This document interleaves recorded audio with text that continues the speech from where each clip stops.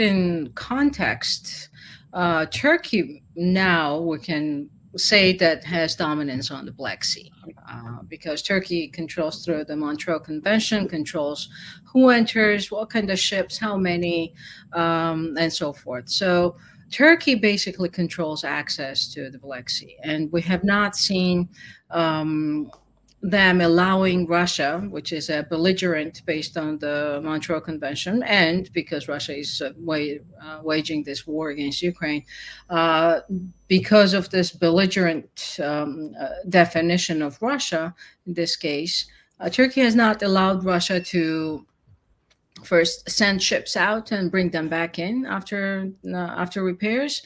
And there is a point to that, from my understanding of it, is because Turkey wants to maintain dominance on the Black Sea.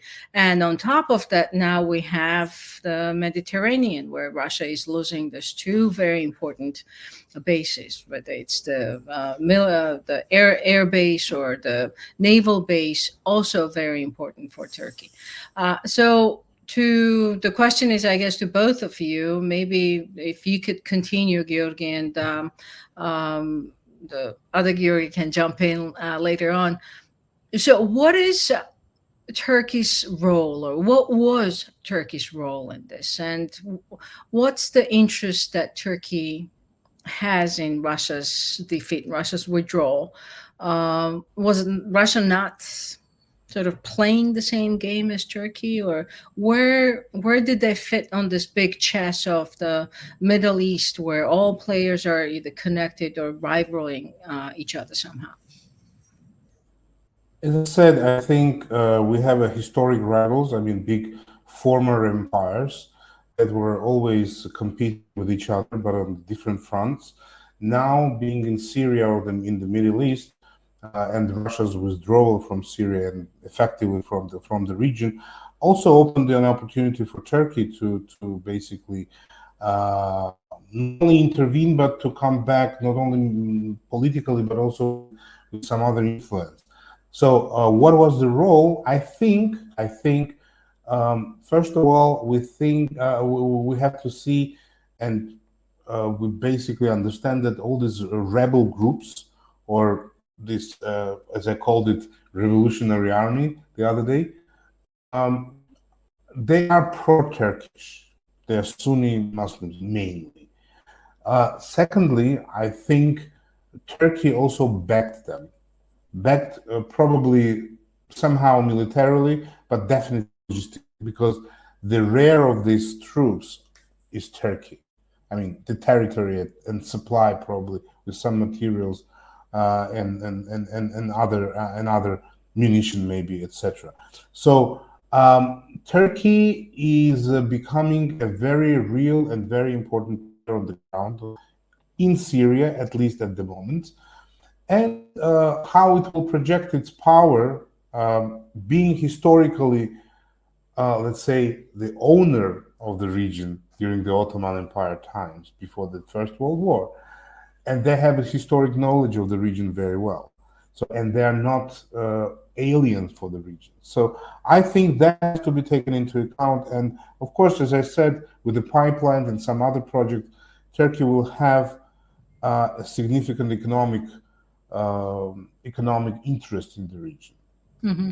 And that has to be taken into account. Yeah, it's interesting to see the timing of this. There was no, so Syria was not, it was not expected, at least from the US side. The State Department said that they did not expect that the events would evolve so quickly. So it was not really maybe it was a ticking bomb, but it was not a ticking bomb that was going to go off any second now. So the timing of this is very important. And just a side note to what you said, one thing that I would add to that is that in addition to the power balance and the power redistribution that Turkey wants in the region, Turkey also had millions of refugees from Syria. and that was a drain on Turkish economy, on not just economy but also social life, and it was a humanitarian crisis by many angles, because these people were not, of course, were not assimilated. They were not allowed to work, at least legally. So it was the health was a major concern in some of this camp. So Turkey had many interests on many different levels, to maybe do something, or to support or help or provide some sort of assistance to the regime change in Syria. But my question would be, maybe for you, Georgi, um, why now? What's the timing related to? What do you think? Um, Yeah, I think the resources of Russians is more or less they're draining for now because of they're too much busy in Ukraine, let's say. Actually, this war, this Ukraine campaign by Russians, they're destroying their own country. First of all, in my opinion, they're feeling quite safe before this war. They had normal cooperation with the West, more or less, and they're making lots of cash with resources, their natural resources. But they created their own headache so that they cannot even handle this Middle Eastern politics no longer because of too much attention they have in the Eastern Europe. I think this that was a result that they are currently tired with this war in Ukraine, and they have lack of resources to handle this situation. And it's also followed by Turkish ambition that Mr. George said, like several minutes ago. Historically, Turks know this region quite better than Russians because of like very simply because of geographical and natural boundary they have, and also they used to control this region for 400 years. The first sultan was took it was Selim the First in the 16th century. So it's too huge time for understanding what's happening in the region. And Turks they can conceive this several decades missing of this territory as a non-natural continuation and development in their history. So I would agree that so quick development was unacceptable, quiet, even for the people and like very experts of the region. But it was a result of weakness of Russians, as it seems, because I really doubt they would go by their own will or they would change attitude towards importance of the Middle East or so on. mm, So I think that's a clear weakness of Russia.